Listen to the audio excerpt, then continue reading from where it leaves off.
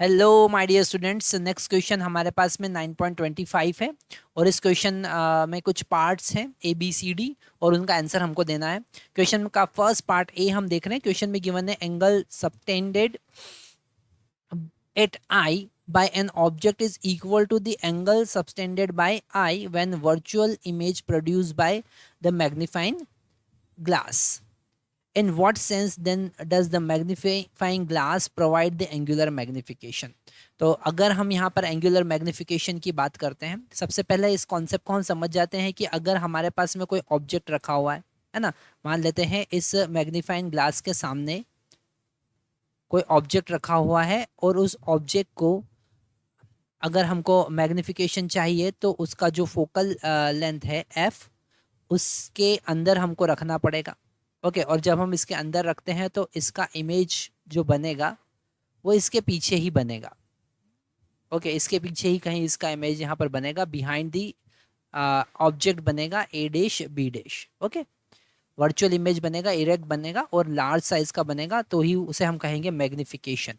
Okay, तो यहाँ पर अगर हम देखें कि इमेज का एंगल और ऑब्जेक्ट का एंगल, अगर हम यहाँ पर एंगल सबस्टेन by eye on eye by this object and this image देखें तो दोनों का एंगल अल्फा है। पर यहाँ पर अगर हम मैग्निफिकेशन की बात करें, अगर हम एंगुलर मैग्निफिकेशन की बात करें, अगर हम एंगुलर मैग्निफिकेशन की बात करें तो यहाँ पर एंगुलर मैग्निफिकेशन जो होगा वो होगा बीटा डिवाइडेड बाय अल्फा। और बीटा यहाँ पर क्या होता है? बीटा होता है एंगल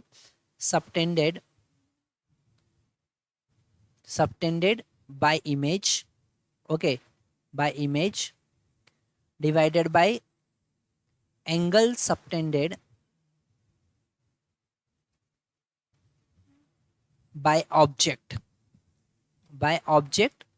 और यहाँ पर इसमें थोड़ा सा चेंज होगा, by object when it is placed at D, when it is placed at D.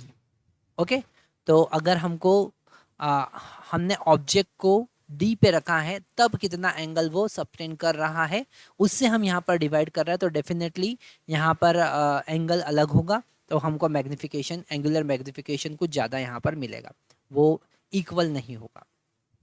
Next B वाला पार्ट हम देख रहे हैं और इस क्वेश्चन में गिवन है in viewing through a magnifying glass one usually position one's eye very close to the eye lens. Okay, does the angular magnification changes if I move back?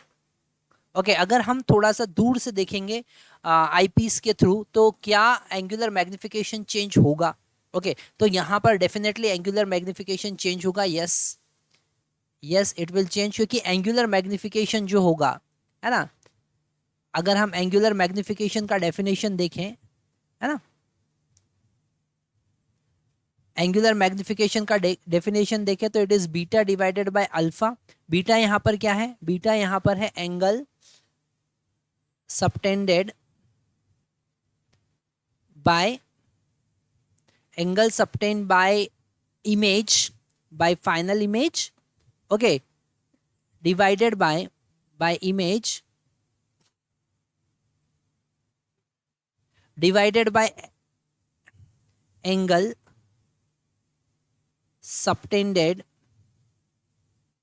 by object when it is placed at D, when it is at D।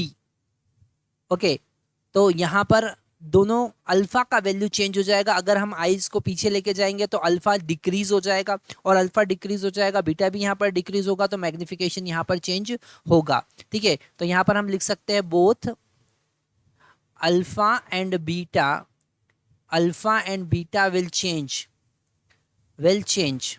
alpha and beta will change on moving back, पीछे जाने पर दोनों change हो जाएंगे, इसलिए magnification यहाँ पर change होगा। सी वाला पार्ट हम देखते हैं।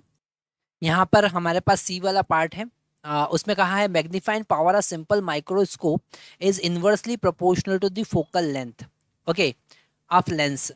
What then stop us from using a convex lens of smaller and smaller focal length and achieving greater and greater magnifying power. Okay ये पूछ रहा है कि अगर हम किसी कॉन्वेक्स लेंस की बात करें तो ये कॉन्वेक्स लेंस का फोकल लेंथ जितना छोटा होगा उतना मैग्निफिकेशन हमको मिलेगा, उतना ज़्यादा मैग्निफिकेशन मिलेगा। पर अगर हम इसका मैग्निफिकेशन बढ़ाना चाहते हैं तो फोकल लेंथ को हम छोटे से छोटा करते जाएंगे, और अगर फोकल लेंथ हमको पता है फोकल लेंथ जितना छोटा करेंगे उतना छोटा इसका रेडियस ऑफ कर्वेचर हो जाएगा, तो ये जो लेंस का थिकनेस है वो उतना ज़्यादा बढ़ता जाएगा। ठीक है, तो ये पॉइंट जरूर हमको लिखना है। यहाँ पर हमको लिखना है कि on increasing to increasing the magnifying power to increasing magnifying power we can decrease the focal length. Okay, we can decrease the focal length, हम फोकल लेंथ को डिक्रीज कर सकते हैं, focal length, but the thickness of lens will increase, है ना। उससे thickness क्या हो जाएगा, लेंस थिक हो जाएगा। Okay, thickness of lens will increase. Okay, और उससे क्या होगा, उससे बहुत सारे दूसरे केस स्टार्ट हो जाएंगे। जैसे जब लेंस का थिकनेस अगर इंक्रीज होगा तो उसका स्फेरिकल और क्रोमेटिक अबरेशन जो है वो इंक्रीज हो जाएगा, और उससे जो इमेज है वो डिस्टॉर्ट होने लगेगी, उसका रिजोल्यूशन पावर उतना ज़्यादा नहीं मिलेगा, और यहाँ पर थिक लेंस हम नहीं यूज़ कर सकते हैं। ओके, इसलिए हम फोकल लेंथ को ज़्यादा डिक्रीज नहीं कर सकते हैं। जो हमारा सिंपल लेंस होता है, जो सिंपल माइक्रोस्कोप में हम लेंस यूज़ करते हैं, उसका मैक्सिमम से मैक्सिमम मैग्निफिकेशन हम 3 रख सकते हैं, उससे ज़्यादा मैग्निफिकेशन नहीं रखते हैं। यहाँ पर डी वाला पार्ट हम देखते हैं, उसमें कहा है why must both objective and eyepiece of compound microscope have short focal length. ऐसा क्यों होता है, तो अगर हम यहाँ पर मैग्निफिकेशन का फॉर्मूला देखें, m इज इक्वल टू होता है -v0/u0 in the bracket 1 + d/fe। Okay, और यहाँ पर v0 और fe को अगर हम थोड़ा सा अप्रोक्सीमेट देखें, ओके, अगर हम अप्रोक्सीमेट फार्मूला देखें तो अप्रोक्सीमेट फार्मूला यहाँ पर होगा m is equal to -l/f0 in the bracket 1 + d/fe। ये अप्रोक्सीमेट फार्मूला होगा। तो यहाँ पर हमको समझ में आ रहा है कि fe और f0 दोनों यहाँ पर डिनोमिनेटर में आ रहे हैं, इनका वैल्यू जितना कम होगा m का वैल्यू उतना ज़्यादा होगा, तो इसलिए हम दोनों का वैल्यू शॉर्ट रखते हैं। फोकल लेंथ माइक्रोस्कोप का, आईपीस और ऑब्जेक्टिव का, दोनों का फोकल लेंथ हम शॉर्ट रखते हैं ताकि हमको मैग्निफिकेशन ज़्यादा मिल सके। लास्ट वाला पोर्शन ई देख रहे हैं, यहाँ पर ई वाला पार्ट हमारे पास में है। क्वेश्चन में गिवन है when viewing through the compound microscope our eyes should be position not on eyepiece but at a short distance away from it for the best viewing.